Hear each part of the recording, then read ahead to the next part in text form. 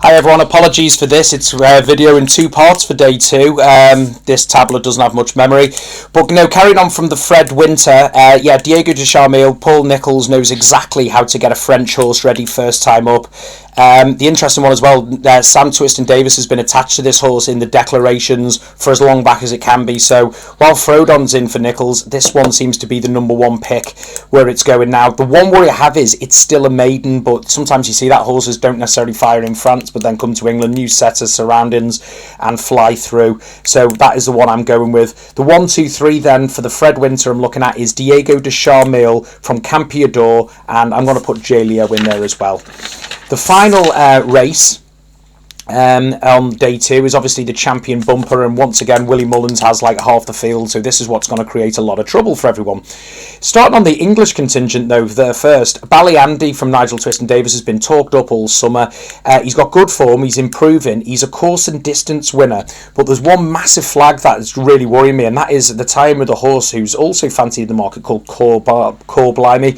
Core Blimey actually beat Ballyandy at Ascot just before Christmas, but to be honest he was unfancied for that. He was unfancied on debut, but the interesting thing that's coming is I've had a look at the horses that came 3rd, 4th, 5th, 6th, 7th. None of them have won a bumper since, and a couple of them have been really badly beaten. So on collateral form it's hard to advise these two, to be honest with you. So I'm thinking this is definitely looking like going the way of Ireland.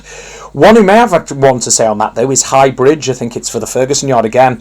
On his debut he came second in a bumper to OK Corral, who was a more than decent horse for Nicky Henderson.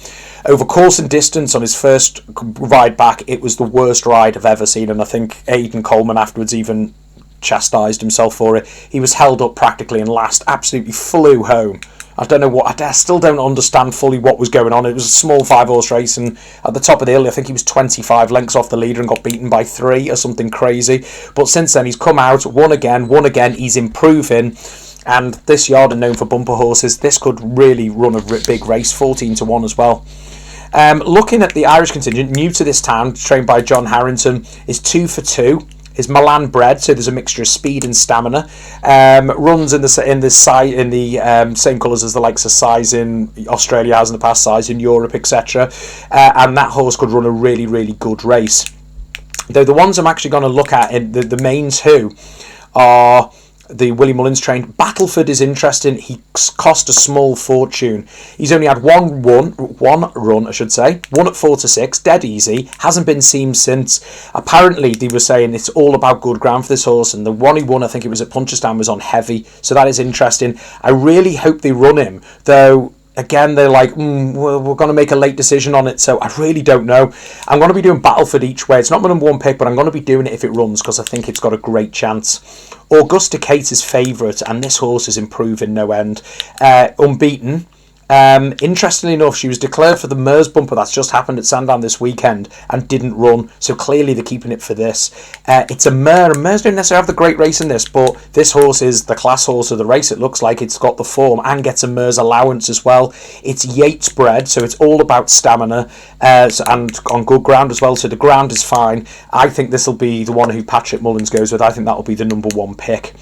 Also got to mention, because it's Dermot Weld trains, First Figaro, because it's Dermot Weld and he's really, really good at bumpers. But however, he's only won 1 of 4, but always runs an honest race. He'll get beat, but he doesn't run very far. He's very one-paced at the end, and I think the hill is going to suit him, to be honest with you, right down the ground.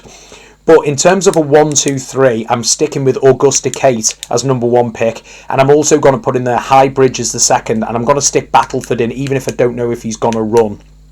1, 2, 3 is Augusta Kate, High Bridge and Battleford.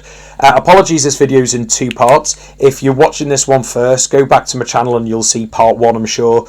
And if not, fingers crossed you got something out of this, or video 1 if you missed this one anyway. Thanks very much, and I'll be putting day 3 up probably tomorrow before the start of the festival. Thanks very much, take care, see you soon, bye bye.